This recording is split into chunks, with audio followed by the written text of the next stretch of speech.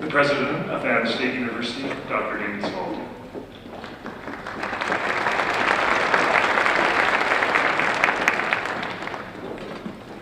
Welcome everyone on this beautiful, crisp, snowy day in the San Luis Valley. It's truly a joyous occasion for you all.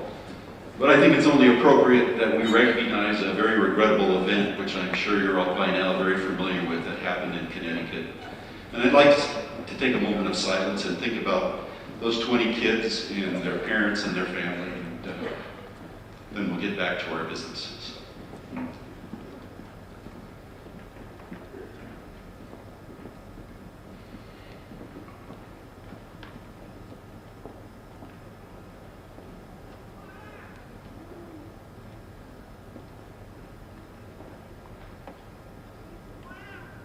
Thank you.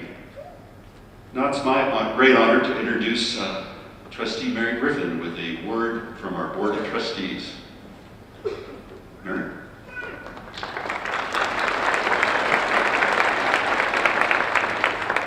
Good morning.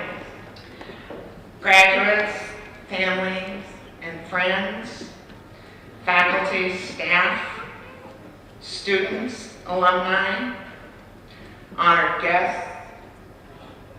On behalf of the Board of Trustees of Adams State University, welcome.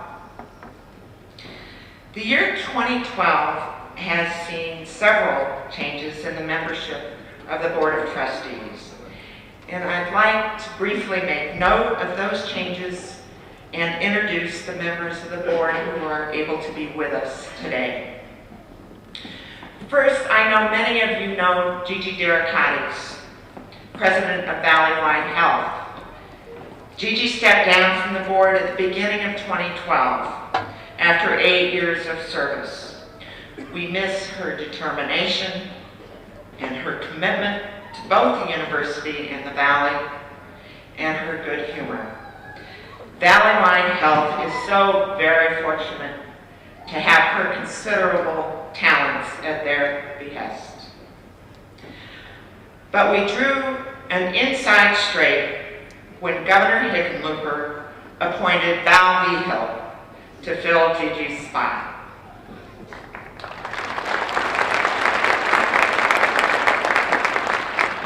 We have already benefited greatly from Val's experience as a Colorado State legislator and city official, his practical expertise on education issues and financial matters, and most of all, his valuable perspective as an Adams State grad. In the spring, the inimitable Kenny Scally, nursing student and belly flopper extraordinaire, stepped down as student trustee.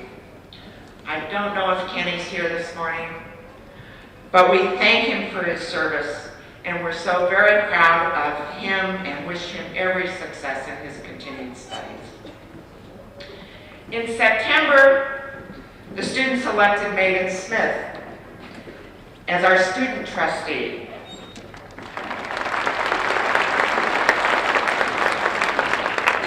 Adams State students are so very fortunate to have Megan articulating their perspective and interests to the board, and the board is so proud of this outstanding student leader. We're so very sorry to see Anna Rice step down at the end of this year. Ann has served on the Adams State Board of Trustees since 2007 as both trustee and vice chair. And we will greatly miss your extraordinary intelligence, your vitality, and your wisdom in all things regarding higher education. It's been an honor to work with you. Thank you for your service.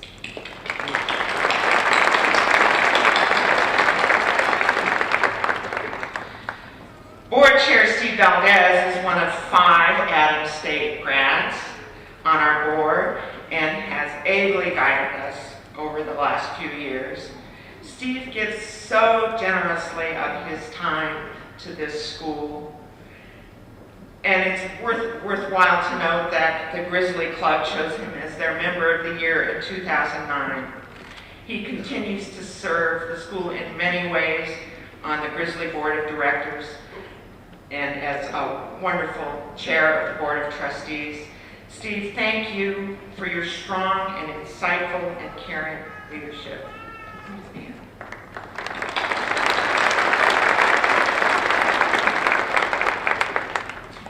Other tenured trustees include our very talented and dedicated faculty trustee, Carol Murphy. Carol, are you here?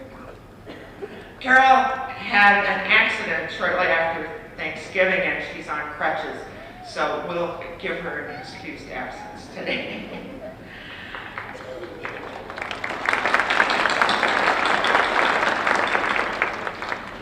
I'd also like to introduce Dr. Charles Scoggin from El Dorado Springs. Dr. Scoggin, could you stand?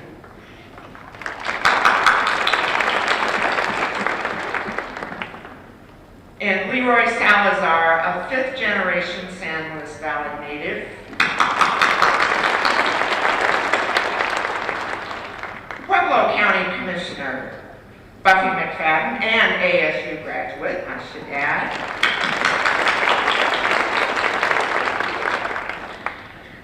Unfortunately, neither Arnold Salazar nor Tim Walters could be here today. They send their greetings and congratulations to the graduates. They also are out-of-state grads. So out of 9 board members, 5 are out-of-state grads. I hope the alumni feel ably represented. 2012 has been an amazing year for out-of-state. There have been many, many incredible individual achievements. If I recall them all out, we'd be here at least till Christmas, and that would be Christmas 2013. But I would like to mention just a few highlights of this extraordinary year. In January, we reopened the renovated ES building, and in August, we dedicated it to the honor of our greatly loved and revered Professor Emeritus, Dr. John E. McDaniel. Through Dr. McDaniel's generosity and the McDaniel Scholarship Trust, 40 individual scholarships are awarded each year and matched by the Out-of-State University Foundation. We're so proud to have this beautifully updated and refitted building dedicated to Dr. McDaniel's years of service to the school and to his generosity. In May, we awarded 485 degrees at the last ever Adams State College commencement. At that ceremony, we graduated our first Bachelor of Science in Nursing cohort and our first master's degree cohort in higher education, administration, and leadership. Also in May, Governor Hickenlooper joined us on campus to sign the law changing our name to Adams State University.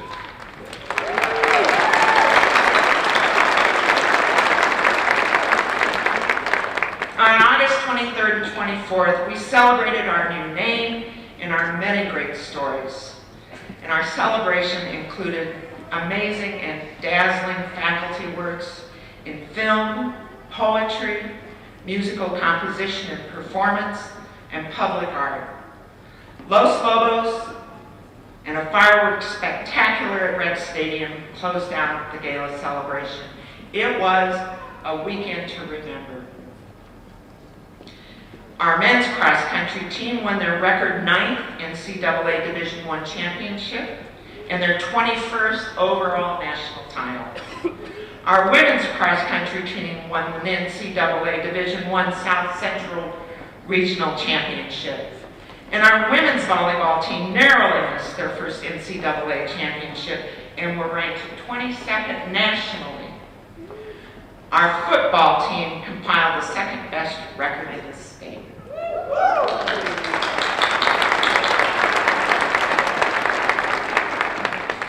In In September, as if to acknowledge our new designation as a university, U.S. News & World Report named Adams State to their list of top Western regional universities.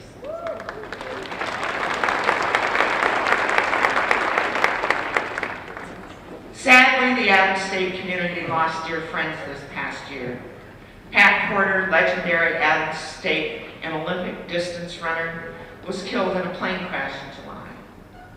In October, we mourned the tragic loss of our much-loved history professor, Stu Helwig, as we rallied around his children and his widow, sociology professor Stephanie Helwig. Perhaps the lesson for us today, and especially in the face of the unspeakable tragedy in Connecticut, I think the lesson is that life is all too short. But there is much to celebrate today. Graduates, families, and friends, on behalf of the Board of Trustees, we celebrate your tremendous achievement and offer you our very best congratulations. Thank you.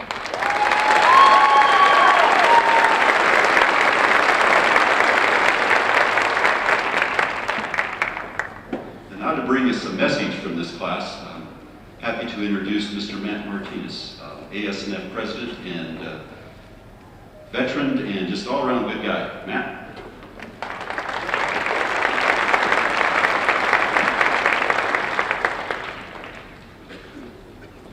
First of all, I'd like to extend a greeting to all those visiting today, and I'd like to thank you all for coming to witness the first Adams State University graduation. So,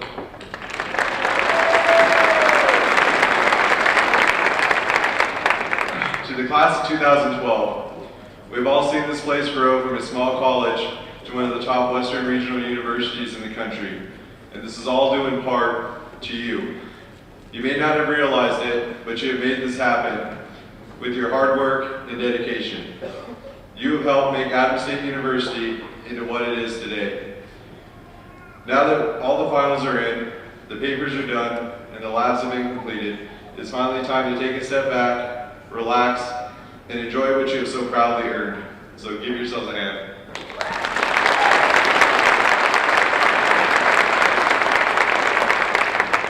You know, when I graduated from boot camp at MCRD San Diego, my drill instructor handed me my Eagle Globe and Anchor and said, "This will be yours forever, and no one will ever be able to take this away from you. This will be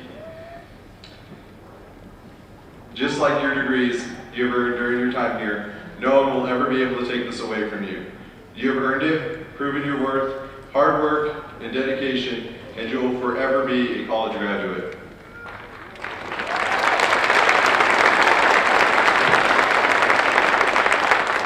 The motto of Adams State is "Great stories begin here." I know it sounds cliche, but they really do.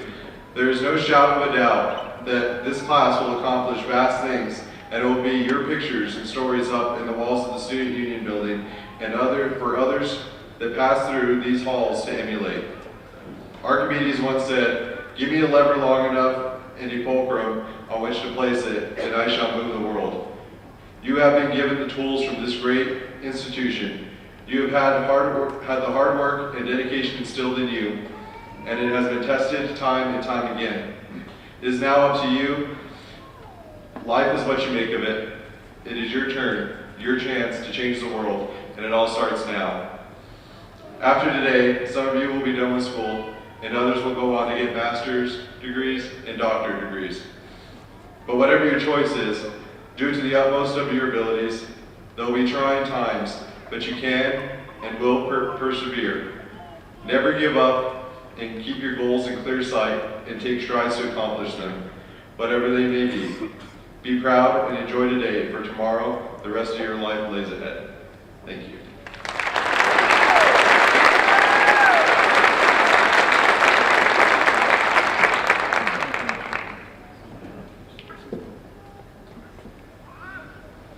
Our speaker today epitomizes many values of Adams State University: hard work, perseverance, self-discipline, and faith. She epitomizes the tradition of success established by our district's runners. She also lives the philosophy of paying it forward and is an exemplary role model and mentor to our youth in our community. Hers is a classic Adams State great story. Ms. Zoila Gomez will share with us the story of her journey so far, from a small Mexican mining town to the ranks of the world's top marathon runners. Zoila is the second youngest of 16 children, whose father died when she was 6. In 1996, when she was 16, she immigrated to California to live with an older brother. Her main objective at the time was to learn English and to enter college. But another path was revealed to her when she ran and won her first 5K. Just a few years later, her fellow Adams State runners had dubbed her the freshman killer, because new male runners would be told to follow her and try to keep up. Her running resume would eventually include 6 national championships and 11 All-American honors. In 2004, she was singled out from approximately 30,000 student athletes as the NCAA Division II Athlete of the Year at the Collegiate Women's Sports Award. Local, national, and international press touted her achievements. Zoila had another great success in 2004. She became her family's first college graduate. The following year, having just earned her U.S. citizenship, Zoila finished second among American women at the 2005 New York City Marathon, her first. Her pace on the 26.2-mile course was 6 minutes, 10 seconds per mile. And Zoila only got faster. She went on to finish 4th in the 2008 Olympic marathon trials and represent the United States in 3 world championships: Japan in 2007, Berlin in 2009, and Korea in 2011. We are very, very pleased to have Zoila back at Adams State as an assistant to legendary coach Damon Martin and as the coordinator of our new High Altitude Training Event Center. I'm sure that before her journey is complete, she will add many amazing chapters to her story. Ladies and gentlemen, Ms. Zoila Gomez.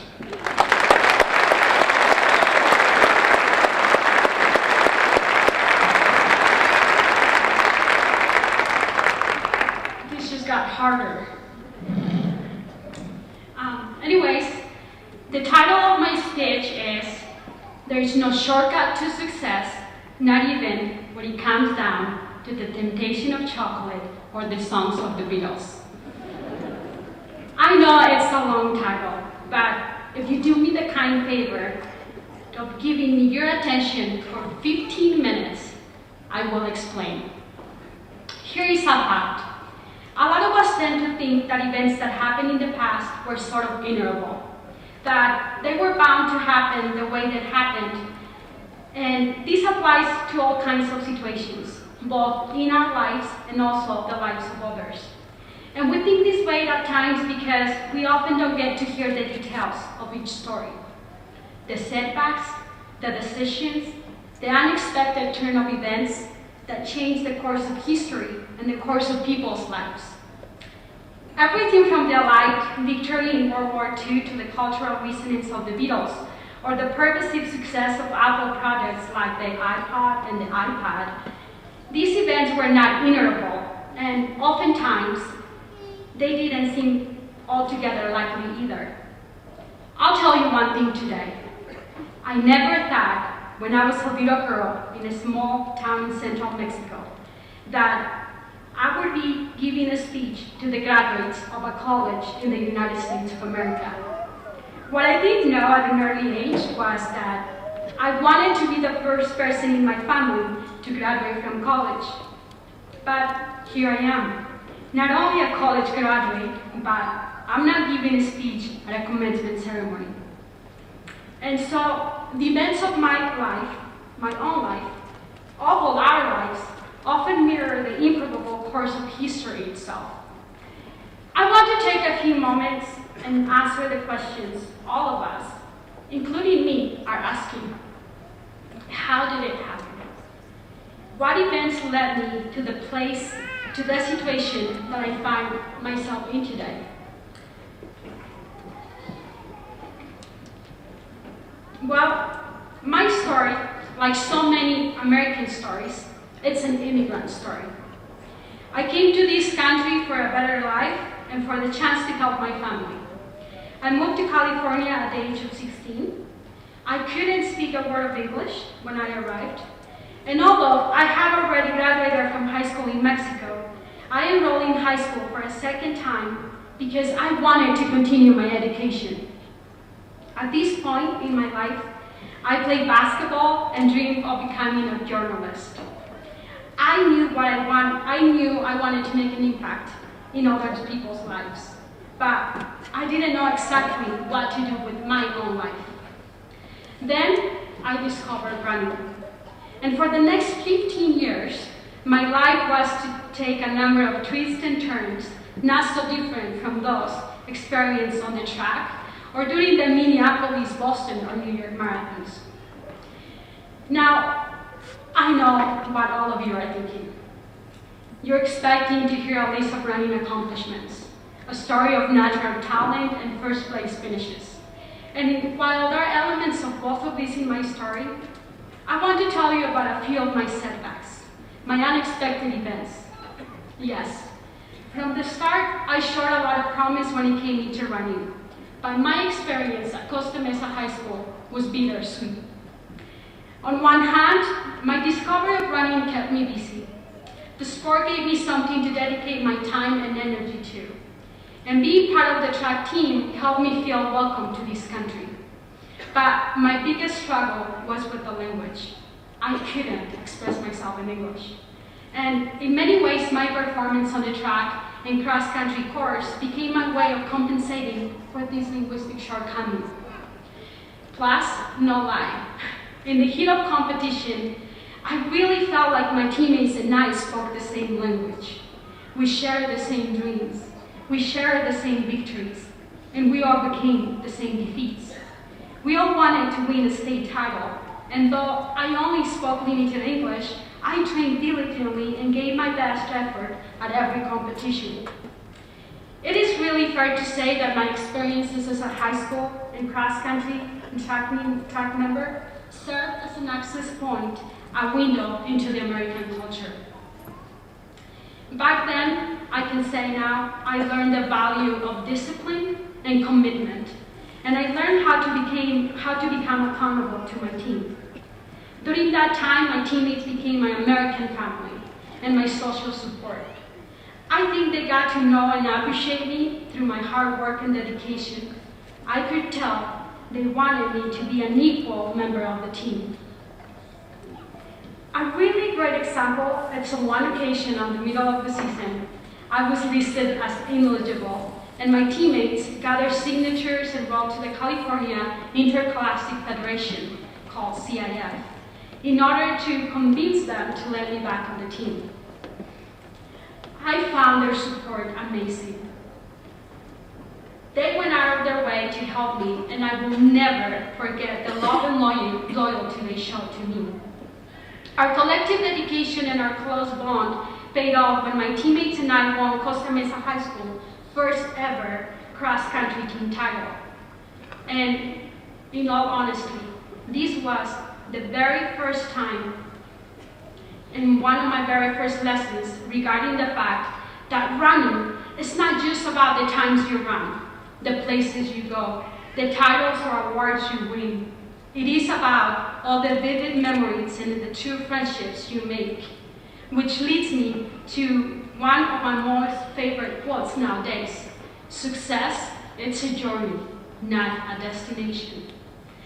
That being said, my career as a runner could have ended when I graduated from high school, if it had not been for a very influential person named David Fear. Coach Fear was the person who encouraged me to join the local junior college cross-country team, and it was at Orange Coast College and under Coach Fear's guidance that I began to truly develop as a runner. And I also improved on my English. During my 2 years at OCC, I collected 4 individual state titles and 2 cross-country team titles. And once again, it was Coach Fear who helped me guide the direction of my life. He introduced me to the possibility of attending Adams State, home of the best 4-year school and cross-country program in the United States. But during my junior year at Adams State, things were not going well. I got injured. I remember remember clearly one day when I sat on the floor of Coach Martin's office. I leaned against his desk. I cried for a good while. I told him, "I'm sorry, Coach. I feel so bad. You gave me a scholarship so I could run for Adams State, but I'm not giving back. I'm not even running." Coach Martin put his hands on my shoulder. He let me cry. He knew I needed to release the tension I was feeling, the frustration. But when I looked into his face through the blurred vision of my tears, I saw a person who believed in me. I saw a person who considered me to be a valuable asset to the team. I saw a person who believed I was going to overcome this period of difficulty that in time would continue to succeed. Ladies and gentlemen, do you see the trend here? Things could have turned out differently for me. Does everybody see that? One reason I was able to keep going was because of mentors and coaches like Dave Fear and Damon Martin. I would not be standing here today if it were not for these two men and other people like them. Well, let me take a moment here and sort of change topics. How many of you out there like the Beatles? Raise your hand. How many of you listen to their song? Perfect. We got a lot of fans in the crowd today. Well, the Beatles really helped me learn English. I used to listen to their songs and learn the lyrics and then try to memorize them. I would look up the meanings of the certain phrases and certain words. Some of the songs came in handy for basic conversation starters, like, you say yes, I say no. Others helped me make sense of my personal life. Yesterday, all my travels seemed so far away. While other songs just seemed like, well, out there, we all live in a yellow submarine. How many of you knew the Beatles spent 2 years in Hamburg, Germany, playing as a cover band in various clubs? This was before Ringo joined the band, by the way. How many of you knew that the original agent, Alan Williams, did not think much of them? He suggested that they play in Germany because one of the bands he viewed as better than them opted going. How many of you knew that John, Paul, and George would play for club goers for 8-hour stretches 7 days a week?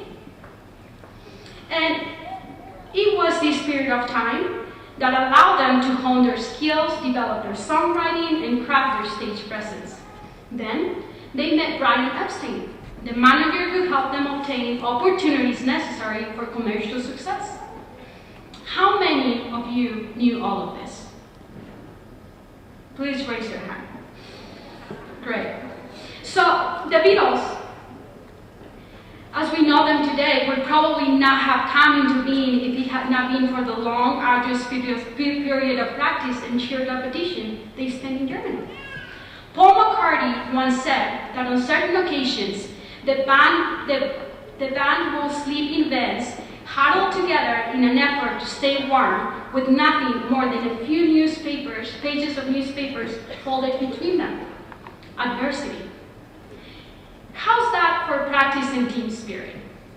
So, when you hear a song like All You Need Is Love, maybe you can also consider that in order for this band to have become one of the greatest pop culture voices of the 20th century, a great deal of work and struggle and even mentoring had to take place.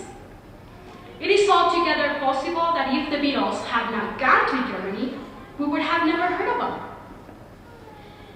The key to success then, it's not simply talent. We need to stop fixating simply on ability and stop treating success like it is inevitable. It is instead a unique combination of ability, obsession, a supportive social network of loved ones, unique opportunity, and work ethic. Let me say the last one again, work ethic. In the case of distance running, we're talking about mileage. And is no shortcut to mileage. I say this for point of fact, not pride. But in the midst of higher competition, I run 100 to 140 miles per week. That number might seem like a lot, but I have worked my way up to that amount of miles after years of training. Running works this way. You either run the 15-mile loop or you didn't. You either put in the 6:30-minute pace or you didn't. And this goes for other aspects of life, people. With academics, you either concentrate during the lecture and took notes, you either studied diligently and learned and understood the material, or you didn't. But looking at all of you out there in your caps and gowns today, I can see that you all are on the right road. You have graduated from what I think is the best four-year college in the US. Great stories do begin here. And in my case, great stories continue here. Just really quick. Let me tell you a story about an elementary school boy I first met 3 years ago. About a week ago, I traveled with him and a handful of other young athletes to the National Junior Cross Country Championships in Albuquerque. When I first met this boy, he was about 10. He showed up at the door of my house one day in the most sincere and simple way that young people are capable of doing. He asked for help. He asked if I was willing to help him out. I told him, sure, I would help you. So he really wanted to know about running. So later, a few days later, we started running. And about 5 minutes into the run, he pulls a big piece of chocolate out of his pocket and stuffed it in his mouth. At this point, I sort of took a double take. He's still running, but his mouth is bulging from this chocolate. Now, I have run in the World Championships in Japan and Berlin. I was the alternate for the Olympic Marathon in 2008. I have run next to people who are as focused on goal as human being can possibly be. And while I know a practice running at Alamosa is not the World Championships, I have never seen someone run and eat chocolate at the same time. Maybe one day, distance running and chocolate eating will be turned into an Olympic event. I'll bet some of you have the later half of the event down. Some of my family members are probably Olympic chocolate eaters. Well, I realized in that moment, while he was chomping on his chocolate, that I was going to have to be patient. I was going to have to let go the idea of getting a real run in that day. I needed to dedicate my time in that moment to help him. So we ran a while longer, and then him and I got talking. He told me he had gotten in trouble recently. He said, one of my family members pressured me to shoplift something from a store. And he said, felt really bad about this experience. In that moment, I understood that this kid was opening up to me, and that I had a real opportunity. And this opportunity was not limited to making him a better runner. This opportunity had to do with helping him become a better person, helping him mature, and make good decisions. You see, in that moment, I became part of his social support network. And if I was able to foresee a good working relationship with him, and he showed a willingness to work at his running, then I knew he would improve drastically. Why? Well, consider the factors I mentioned a little while ago. First, the boy expressed a desire to improve his skills as a runner. Then he asked for help. This suggests a willingness to learn and work. Secondly, I was now part of his social support network. I could help both mentor and coach him. And finally, we are in Alamosa, a place about 2 miles above sea level, 7,544 feet.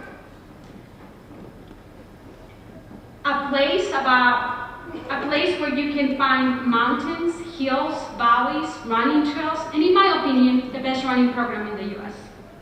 If you take all of these details into account, this boy had all the elements needed to excel as a runner if he was willing to put in the time and the mileage. And only time will answer that question. Now, this leads to the end of what I wanted to say to all of you.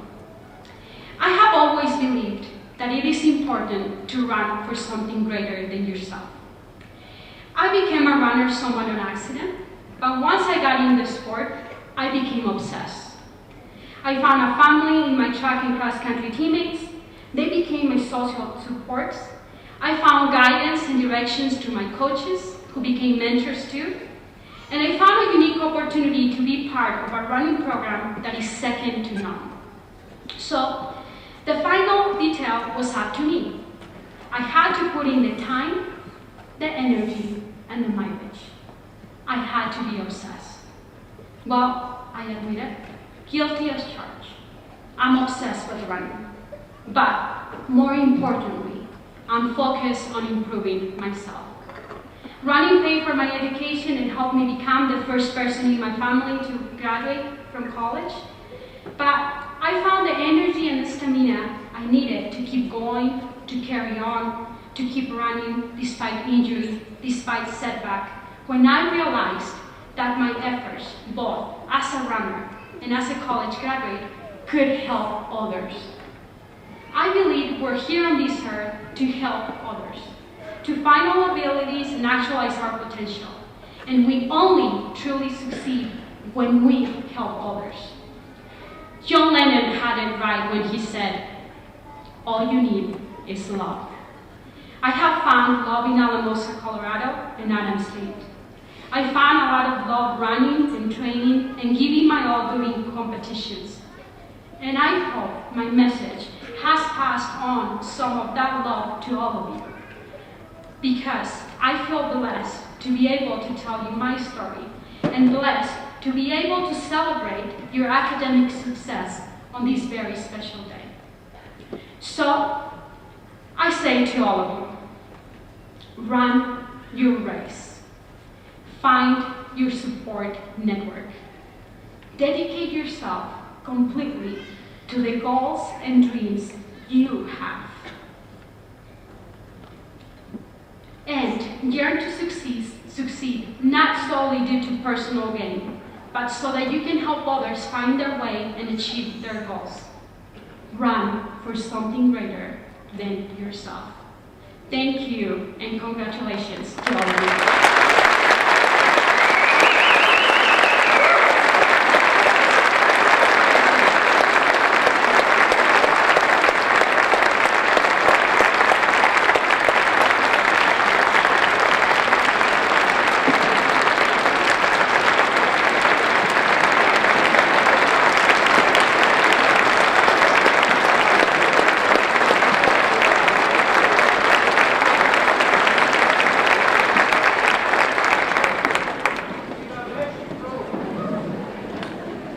Thank you, Zoila.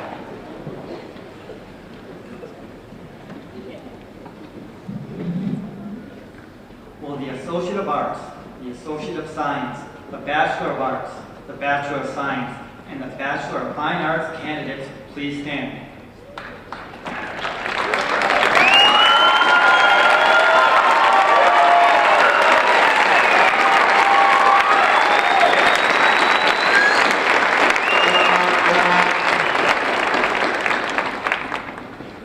Mr. President, on behalf of the faculty of Adams State University and pursuant to the completion of all requirements of the Associate of Arts, the Associate of Science, the Bachelor of Arts, the Bachelor of Science, and the Bachelor of Fine Arts degrees as prescribed by the faculty of Adams State University, I recommend that the appropriate degree be conferred.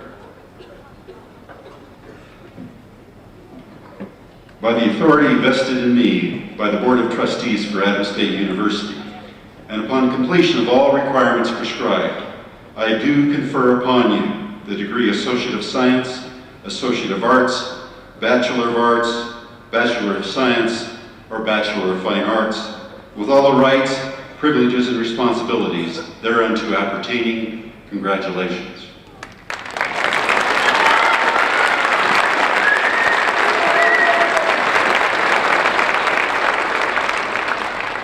Will Dr. Ed Trauber and the associate degree candidates please approach the platform?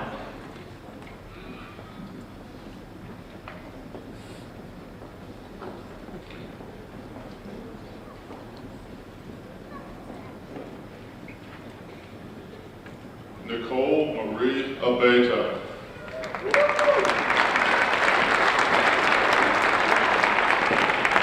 Christina Cereceres. Amanda DiCamillo. Cody Grosvenor. Wilfred R. Medina Jr. Andrea Justine Lepic. Jessica Monique Sanchez.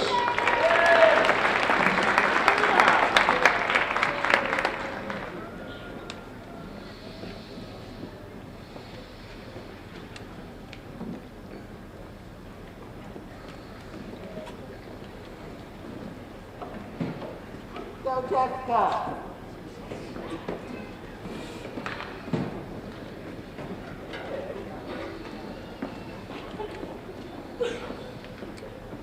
Associate's degree candidates, please be seated.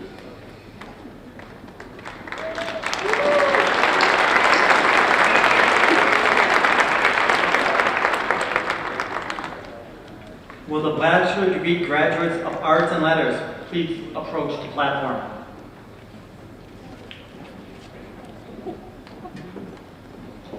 Wendy Ost. Matthew Basinger. Kylie Denise Bowen. Janet Brinkhouse. Nicole Olivia Rosa Cordova. Daniel R. Damoso. Brenda C. Figueroa Gonzalez. Maria Hernandez. Marcus M. LeBlanc. Brian Andrew Lopez. Carlos Fernando Martinez. Caleb Michael McKenzie. Jonathan Naylor. Megan Shane Pringle. Heather Elaine Samora. Carrie Shreve.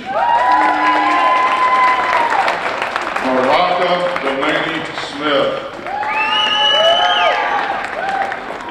Teresa Marie Spencer. Tony Stephens Stewart. Michael Vaughn. Raina K. Walters.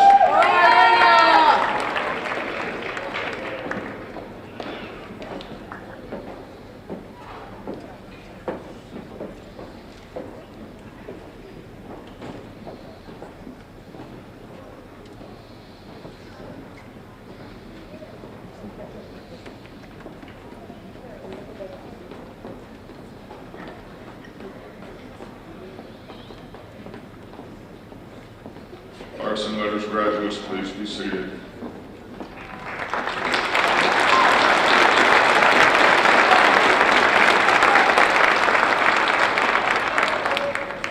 Will Dr. Michael Tomlin and the bachelor's degree graduates of business please approach the platform?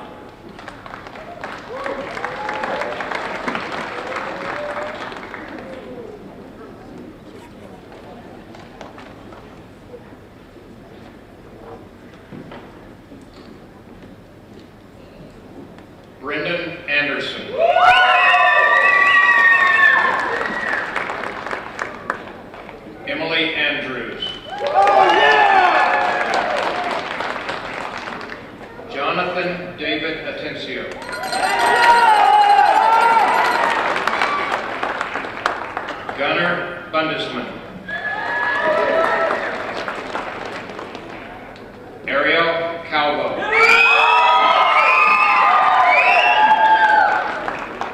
Kurt Wells Colburn.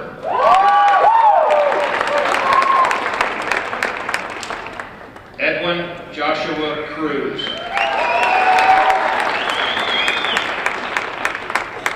Macedonio Paul Cruz.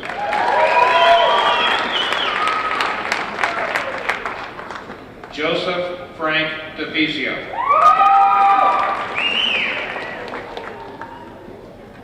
Robert Lee Frederick Jr.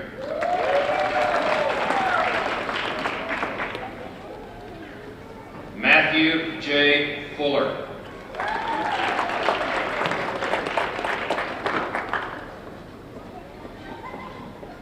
Robert Lloyd James.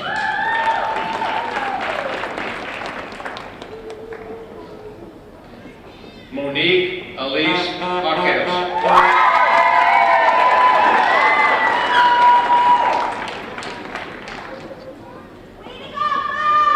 Dee Dawn Armio.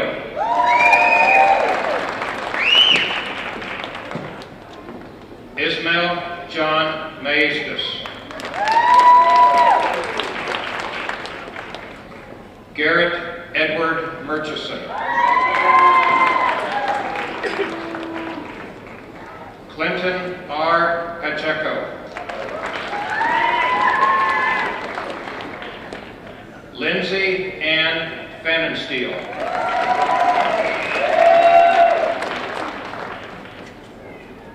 Justin Alberto Breto.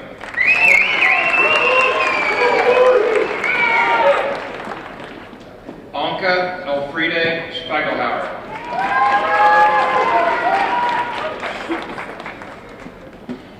Kara Danae Sturkel.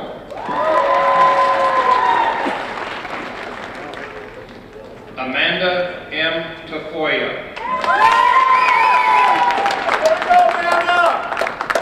Monique Valdez Heredia.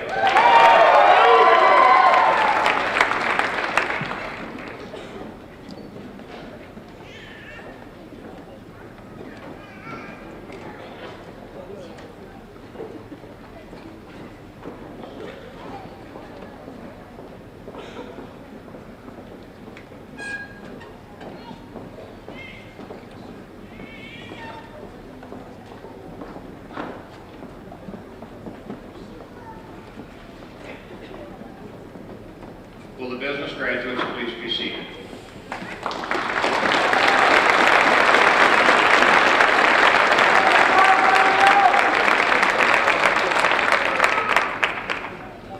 Will Dr. Joel Judd and the bachelor's degree graduates of Education in Human Performance and Physical Education please approach the platform?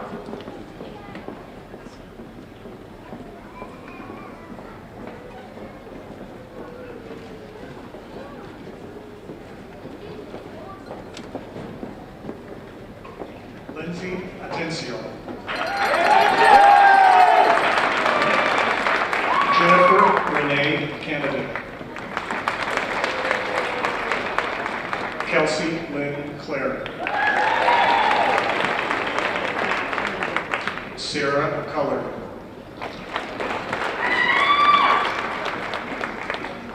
Danielle D. Custer. John Edward Dale.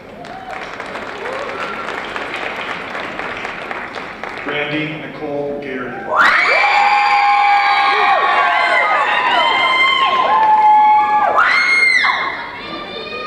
Andrew Nicholas Graham.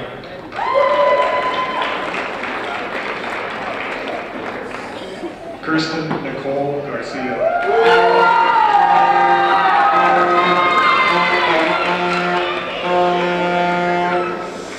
Alexandria Carolyn Guthrie. Thomas Holt Halleck. John Jennings. Brianna Sharon Martin.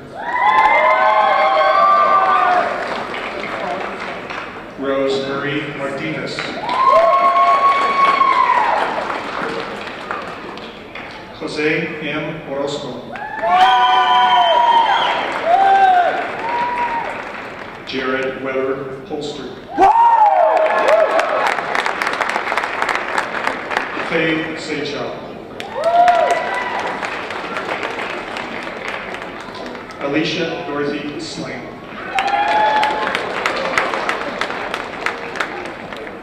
Jeremiah Dean Van Valkenburg.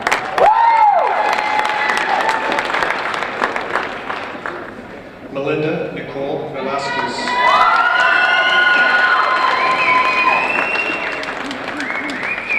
Kyla Renee Witt.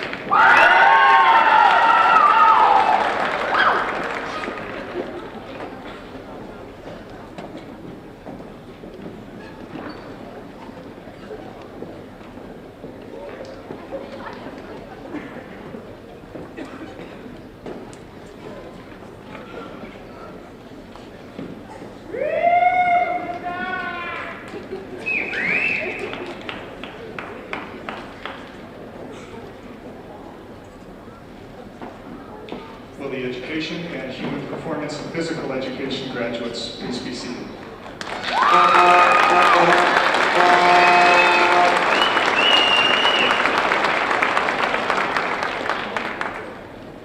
Will Dr. Amanda Jojola and the bachelor degree graduates of nursing please approach the platform?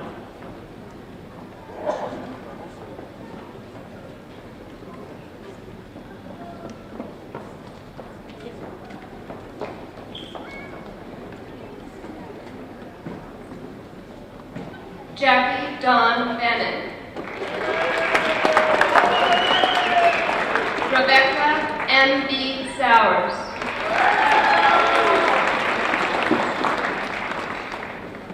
Anna Y. Vega.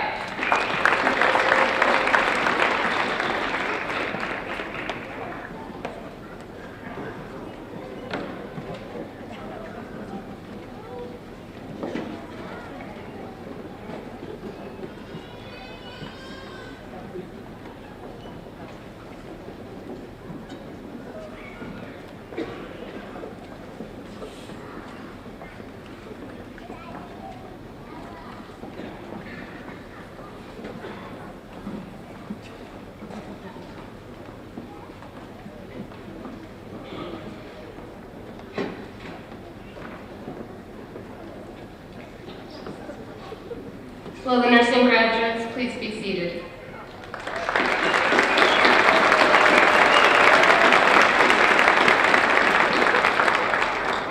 Will Dr. Brent DiMorando and the bachelor's degree graduates of science, mathematics, and technology please approach the platform?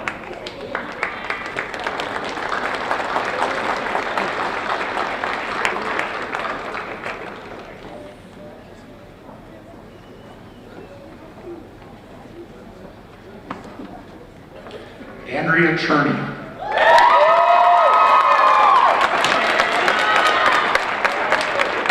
Casey Diss.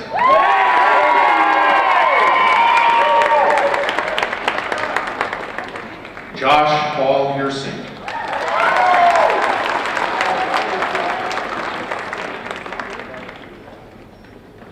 Jesse B. Long.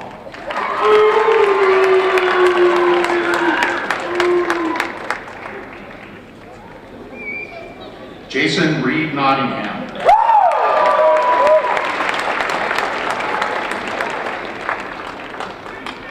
Mark Potter.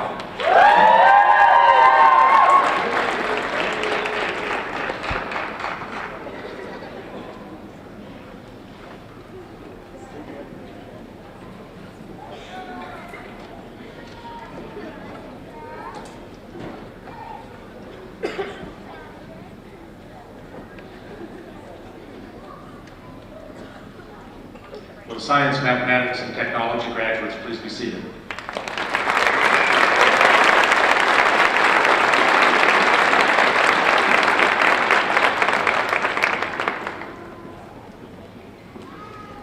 Will all Bachelor of Arts, Bachelor of Science, and Bachelor of Fine Arts graduates please stand?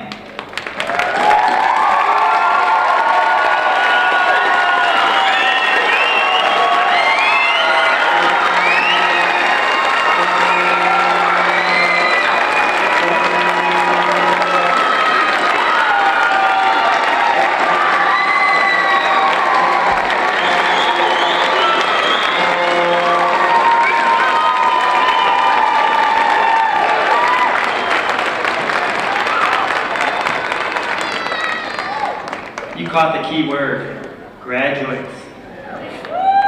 To signify your new academic status, Bachelor of Arts, Bachelor of Science, and Bachelor of Fine Arts graduates may now switch your cap tassels from the right to the left.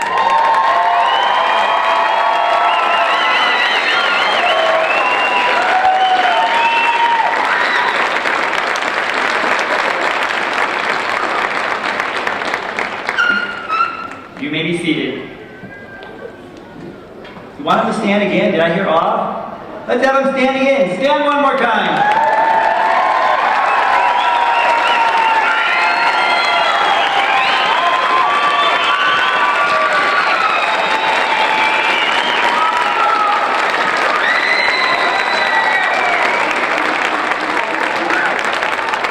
All right, we'll try it again. You may be seated.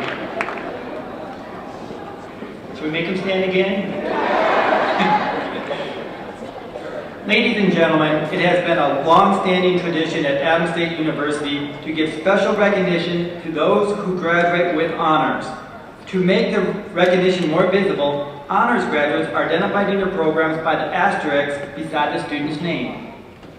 A student whose grade point average is 3.5 to 3.74 on a 4-point scale throughout 4 years may be graduated cum laude, or with honors. A student whose grade point average is 3.75 to 3.89 throughout 4 years may be graduated magna cum laude, or with high honors. A student whose grade point average throughout 4 years is 3.9 or above may be graduated summa cum laude, or with highest honors. Would those students graduated cum laude please stand?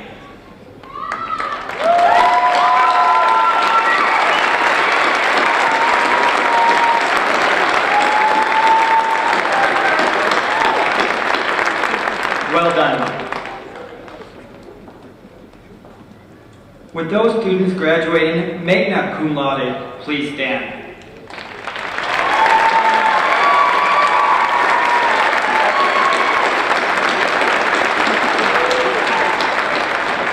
Excellent job. Would those students graduated summa cum laude please stand?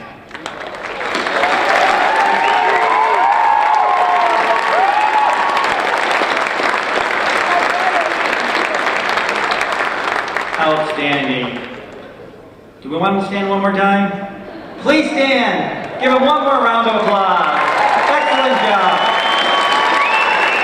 Everybody stand. Come on. Yeah.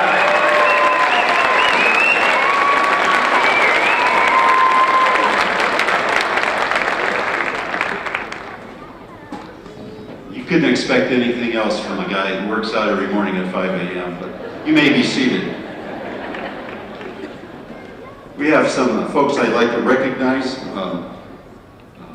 from Congressman Tipton's office, Brenda Felmley. Brenda, thank you for being with us.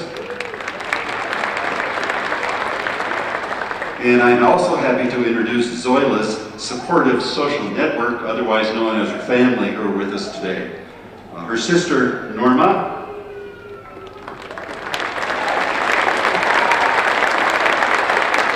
her brother-in-law, Jesus Flores. Jesus. Her nephew, Brian Gomez. Her nephew, Alan Gomez. Hey, Alan. Her brother-in-law, Luke Wookert, Luke. And Alicia Wookert, her sister.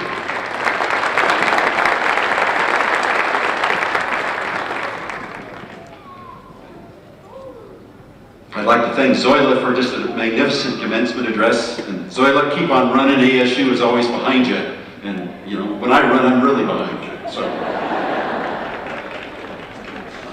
to all of the trustees for their guidance and support in the good and the bad times, really do appreciate all of you. Miss you again, but we'll stay in touch. Thank you for everything.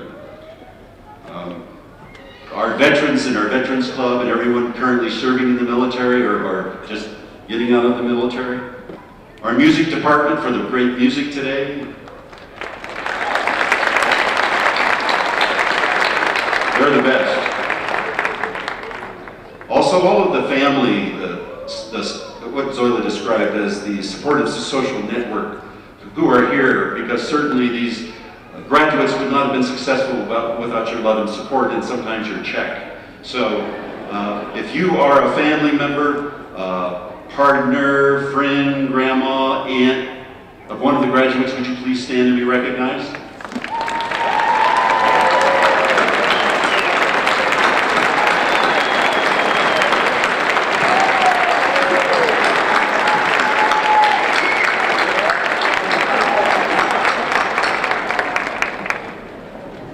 And certainly, Trustee Griffin spoke eloquently about this very strong faculty and the faculty family that we have at Adams.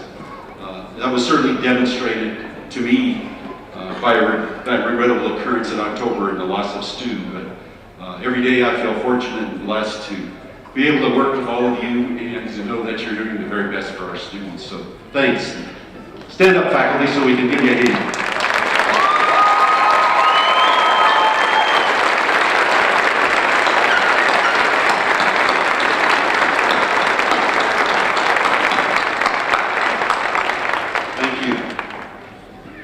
Of course, as Zoila spoke, the importance of mentoring just makes so much difference in so many students' lives, and as student athletes and students in general. And we have a tremendous group of supportive coaches here on campus. Could we have our coaches stand and be recognized?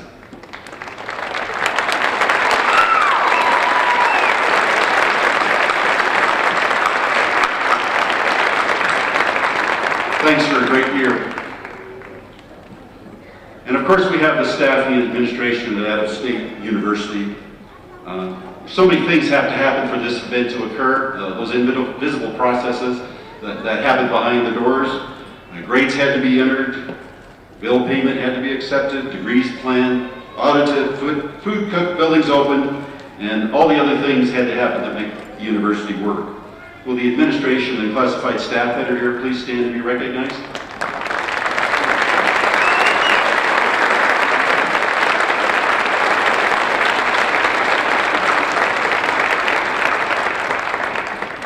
Thanks. And finally, if you look around this room, it looks this way right now. We have a basketball game in here, I think Sunday and Monday.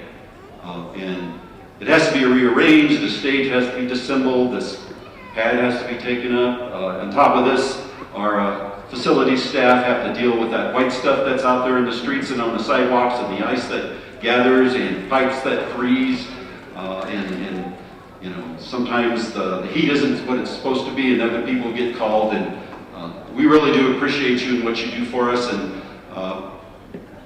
if you're here, thanks, and let's give them a hand.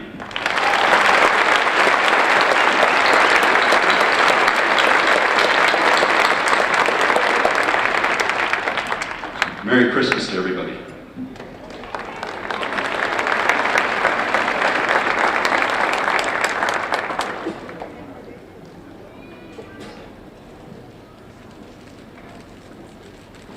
Please join in the singing of the alma mater. The words can be found in your inside cover. And please stand one more time.